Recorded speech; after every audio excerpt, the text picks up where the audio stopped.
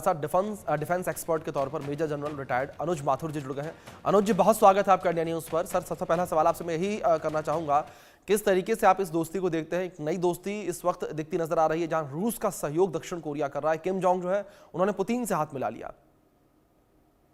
हाँ, ऐसा है। दक्षिण कोरिया नहीं, उत्तर कोरिया मेरे ख्याल से। जी उत्तर कोरिया अभिषेक। और देखिए, जो आज की दुनिया में जो हमको जो geo strategic and Jio political परिप्रेक्ष्य नजर आ रहा है, उसमें एक बात बिल्कुल साफ है कि एक अलग धड़ा उभर करके सामने आ रहा है। और जी उसको कुछ दिन पहले भी मैंने आपके चैनल पर बताया था, क्रिक कहा जा सकता है उसको। चाइना, ईरान, रशिया, ईरान और नॉर्थ कोरिया। और ये जो ताकत है, ये कहीं ना कहीं यूरोपियन कंट्रीज को, वेस्ट को और यूएस को काउंटर करने के लिए ये ताकत बन रही है। जहां जी तक सवाल शांति होने का है, ये देखिए, इस प्रकार की परिस्थिति है आज यूक्रेन में कि जिस वजह से युद्ध शुरू हुआ था, वो वजह जो की तो है।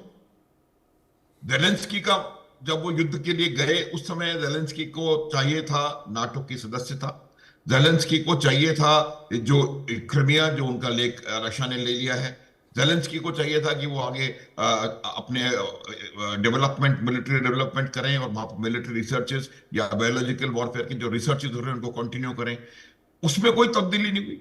तो आप मुझे बताएं अभिषेक, कि जी किस वजह से वहां पर जेलेंस्की जो है इस सीज फायर को एक्सेप्ट करेंगे। जी अगर होगा भी तो ये एक शॉर्ट अनस्टेबल सीज फायर होगा। नॉर्थ कोरिया का इसके बीच में आपको अगर याद हो अभिषेक, तो पहले भी नॉर्थ कोरिया के सैनिक रूस की तरफ से लड़ने के लिए कुर्स्क के इलाके में गए थे और वहां पर नॉर्थ कोरियाई काफी सैनिकों को नुकसान भी हुआ। तो नॉर्थ कोरिया हमेशा से रूस और चीन का समर्थक रहा है।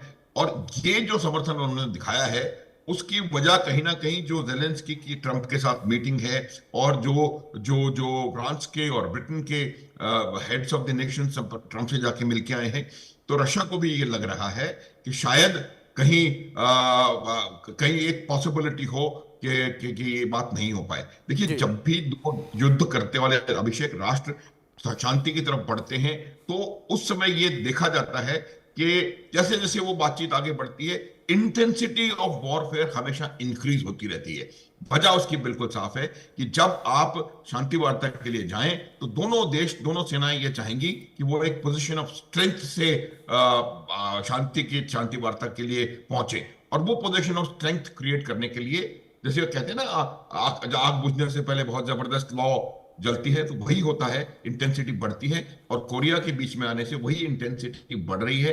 और मुझे लगता है कि रशिया ने जो एरिया ले लिया है वो तो ले लिया है, और वो किसी भी प्रकार से यूक्रेन को कुर्स्क से बाहर निकालना चाहता है, ताकि वो पूरी अपनी शर्तों पर इस युद्ध विराम को करवाए, यदि ये युद्ध विराम संभव है। अभिषेक जी बिल्कुल। माथुर साहब, जिस तरीके से ये नई दोस्ती देखने को मिल रही है, इसका असर क्या होगा? क्योंकि अगर बात हम अमेरिका को लेकर करें, जैसे डोनाल्ड ट्रंप अमेरिकी राष्ट्रपति बने हैं, वो लगातार युद्ध पर नजर बनाए हुए हैं। अमेरिका लगातार जो है वो यूक्रेन को समर्थन भी देता रहा है। लेकिन अब देखना बड़ा दिलचस्प ये होगा कि अब अगला कदम अमेरिका का क्या होगा। बहुत शुक्रिया माथुर साहब आपका जुड़ने के लिए और अपना कीमती वक्त इंडिया न्यूज़ को देने के लिए।